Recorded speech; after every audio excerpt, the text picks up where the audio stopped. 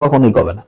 বাইরে বলবে আলাদা কথা, কিন্তু সবাই জানে। আর ভিতরে মানে বাইরে সে বলতেছে খুব ভালো কথা, কিন্তু ভিতরের সত্যিটা প্রত্যেকেই জানে। তার উদ্দেশ্য হচ্ছে ওই দেশের সম্পদটা হচ্ছে নিয়ন্ত্রণে নেওয়া। এবং দেখবেন সারা সারা পৃথিবীর সেই দেশগুলোতে সে আক্রমণ করে যেই দেশগুলোর সম্পদের বন্টনটার সাথে সে নাই। যেমন ধরেন যে এখন আমেরিকা কি বলতেছে যে ভেনেজুয়েলার তেলটা সে নাকি নিয়ন্ত্রণ করবে।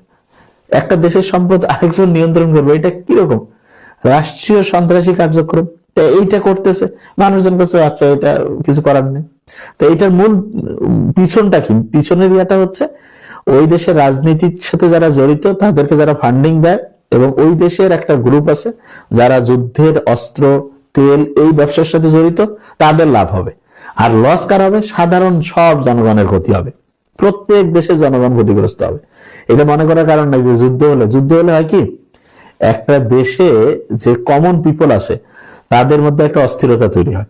অস্থিরতা যখন তৈরি হবে তখন যে কোনো জিনিসের দাম অনিয়ন্ত্রিত হয়ে যাবে, এবং তখন ওই দেশটা আস্তে আস্তে ধ্বংসের দিকে আগায় যায়। তেমন একটা এক্সাম্পল দেই, এই যে কি নাম, ইরানের এক কোটি, বললাম বোধ হয় 1 কোটি ইরানিয়ান যে রিয়াল, এইটা দিয়া মাত্র দেখা যাবে যে এটাকে কত বলে, $237 পাওয়া যাবে। 1 কোটি ইরানিয়ান যে রিয়াল আছে, এটা দিয়া $237 পাওয়া যাবে। আপনি চিন্তা করছেন? তার মানে বাংলাদেশের যদি আমি 400-500 টাকা দিয়ে মাত্র এক ইরানিয়ান কি বলে, এটা উল্টা বলছি, বাংলাদেশের 1 টাকা নিতে গেলে 400-500 ইরানিয়ান রিয়ালও আমি পাবো না। তাহলে আপনি চিন্তা করেন যে টাকার মূল্যটা একদম কমে গেছে। কেন কমলো? কারণ হচ্ছে যে সারা পৃথিবীতে আপনি কেনা বেচা করতে গেলে ডলার লাগে। তা ইরান যে আছে সে তো অর্থনৈতিকভাবে অবরোধ দিয়েছে না তাকে আমেরিকা, ইউরোপিয়ান কান্ট্রি গুলো। এই কারণে সে কি হচ্ছে যে কোনো পরিমাণে হচ্ছে যে ডলার পাচ্ছে না।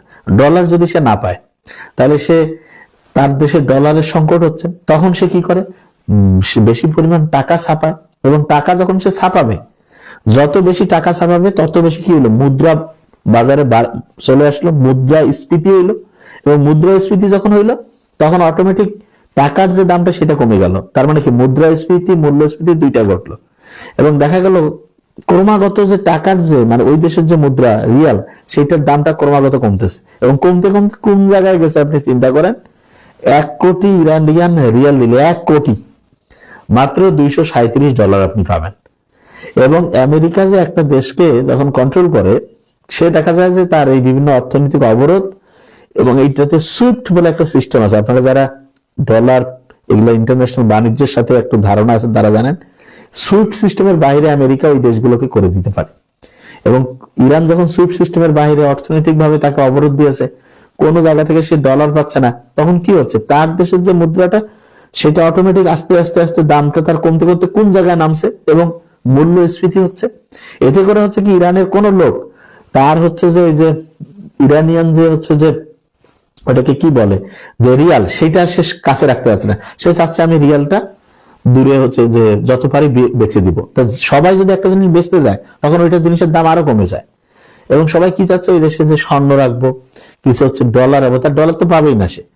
তখন কি হবে, যে রিয়ালের যে সত্যিকারের যে ভ্যালুটা ক্রমাগত হচ্ছে কমতে থাকবে। এবং এইটার মাধ্যমে দেখা গেল যে আস্তে আস্তে ওই দেশের যে অর্থনীতিটা একদম ধ্বংসের কাছাকাছি চলে গেল। এই জন্য কেউ যদি হচ্ছে যে এই অর্থনৈতিক দাসত্ব থেকে মুক্ত হইতে চায়, তাহলে এই যে ডলারের কোনো বিকল্প হোক বা হচ্ছে আন্তর্জাতিক হচ্ছে মুদ্রার যে সিস্টেমটা, এইটার মধ্যে একটা বড় রকমের চেঞ্জ আনতে হবে। এইটা যদি কেউ আনতে না পারে, ততদিন পর্যন্ত অর্থনৈতিকভাবে একটা দেশ মুক্ত হইতে পারবে না, অর্থনৈতিকভাবে স্বাবলম্বী হইতে পারবে না। অর্থনৈতিকভাবে সে দেখা যাবে দাস হয়ে যাবে। তা যে কোনো একটা দেশকে যদি আমেরিকা ধরতে চায়, তাকে হচ্ছে যে এটা তার হাতে এত অস্ত্র আছে, কিছুই করা লাগবে না। যা সে কি করে, অর্থনৈতিক অবরোধ দিবে, দিয়ে বলবে যে ওই দেশের কোনো পরিমাণ হচ্ছে ডলার। তবে হ্যাঁ, বাংলাদেশের ক্ষেত্রে একটা সুবিধা আছে আলহামদুলিল্লাহ, যে আমরা হচ্ছে যে সারা পৃথিবীর যত বিদেশি আছে তারা আমাদের কি দেয়, ডলার দেয়। তেমন একটা বিশাল রেমিটেন্স আমরা পাই। তারপর আমাদের যে রেডিমেড গার্মেন্ট, এইটার মাধ্যমে প্রচুর ডলার আসে। এইটার কারণে আল্লাহর মতো আমাদের ডলারের ঘাটতি হয় না, এবং আমাদের টাকার যে মানটা এটা মোটামুটি একটা ভালো মান থাকে। মোটামুটি এটা 8-10-5% যে মূল্যস্ফীতি মুদ্রাস্ফীতি, এটা মোটামুটি ওকে ফাইন। কিন্তু দেখেন যে আপনি যে দেশগুলোতে অর্থনৈতিক অবরোধ দিবে সেই দেশগুলো ডলার পাবে না, এবং ডলার ছাড়া আপনি কোনো জিনিস কিনতে পাবেন না। তেল কারণ তেল কিনতে গেলে নিয়মে করে রয়েছে পেট্রো ডলার লাগবে, মানে ডলার ছাড়া আপনি পেট্রোলিয়াম পাবেন না। তাহলে কি হবে?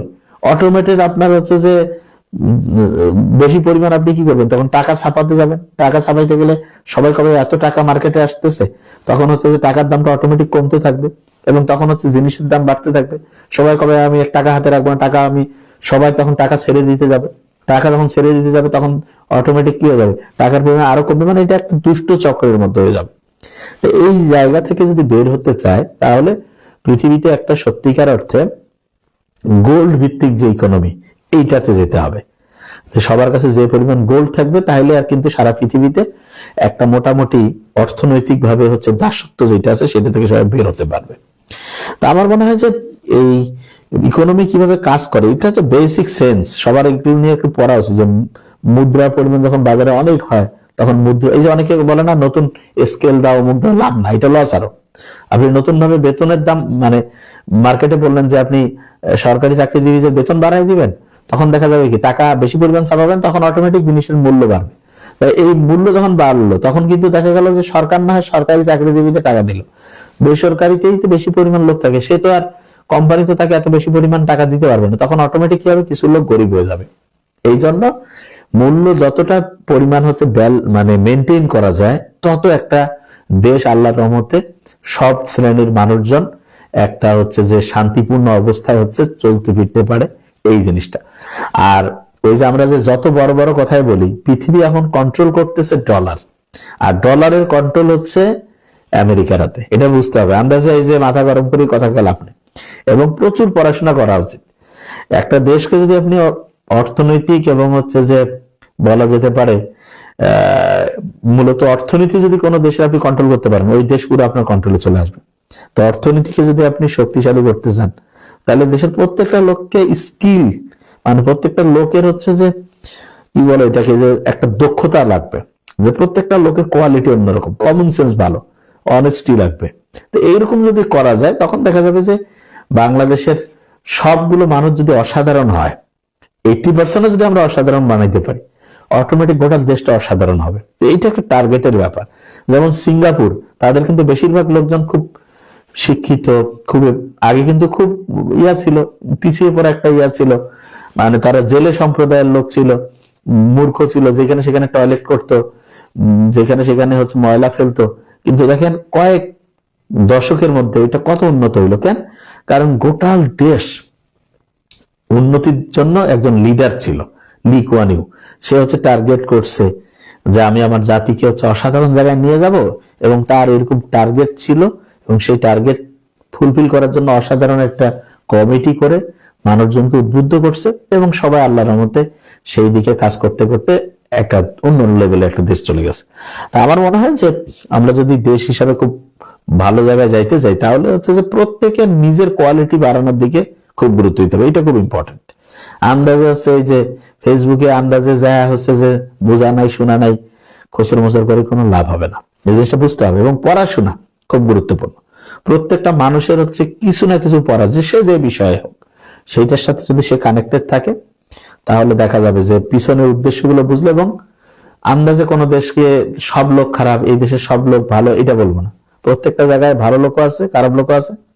তা আমেরিকা যারা এখন কন্ট্রোল করতেছে, এই লোকগুলো হচ্ছে যুদ্ধবাজ হয়ে গেছে, এরা আইনের কোনো তোয়াক্কা করে না। এই যে দেখেন আমেরিকা মামদানির মতো ভালো লোক আছে, আবার ডোনাল্ড ট্রাম্পের মতো লোক আছে, আপনি কি করবেন? তার মানে একই দেশে দুই রকম লোক আছে। তো এটা সারা দুনিয়াতেই সব জায়গায়। ইমরান খান ভালো লিডার পাকিস্তানে, আবার দেখেন যে কত খারাপ লিডারও আছে। ভারতে যদি আমরা বলি যে মনে করেন যে আপনার কার কথা বলবো, কেজরিওয়াল মোটামুটি ভালো, হ্যাঁ, সততার সাথে, আবার অনেকে আছে কোনো সততার বালাই নেই। তো এই জিনিসটা আগে বুঝতে হবে আমাদের। তো এইটা আমরা আগামীতে ইনশাল্লাহ যে মূলত এই সচেতনতামূলক হচ্ছে যে ইয়াগুলো আমরা প্রত্যেকদিন একটু করে যখনই আমরা টাইম পাই, ক্লাস শেষ করে যদি হয়, তখন আমরা হচ্ছে যে কমেন্ট পড়েন না কেন, কমেন্ট পড়ি, কমেন্ট অপরে দেখতেছি কি কি বলছে, হ্যাঁ ঠিক আছে। হ্যাঁ, তা আমি যে জিনিসটা বলি সেটা হচ্ছে যে প্রত্যেকের জন্য যেটা ইম্পর্টেন্ট সেটা হলো যে কমন সেন্স, একটা দেশের অর্থনীতি সারা পৃথিবী কিভাবে চলে এটা সম্বন্ধে যদি একটু ধারণা আমাদের তৈরি হয় এবং আমরা যদি নিজেদের কোয়ালিটি বাড়ানোর দিকে সবাই সচেষ্ট হই এবং সততার সাথে যদি